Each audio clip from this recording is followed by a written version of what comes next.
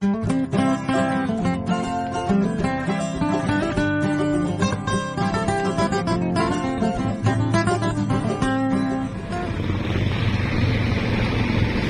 assalamualaikum warahmatullahi wabarakatuh. Ketemu lagi di channel Cakra Vlog. Nah, kali ini saya melewati jembatan Turi yang viral itu ya. Nah, di sini banyak mitos sih.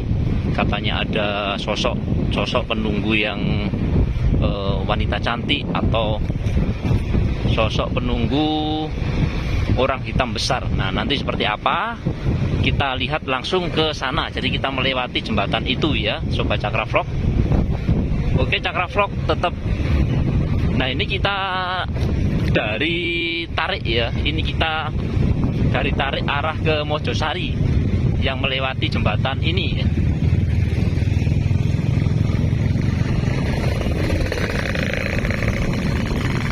Nah, ini di sebelah baratnya kampung arah ke Mojosari ya, Sobat Cakra Vlog. Nah, bisa dilihat di depan itu jembatannya. Nah, jembatannya ini itu memanjang sekitar 100 meter lebih dan peninggalan dari Belanda.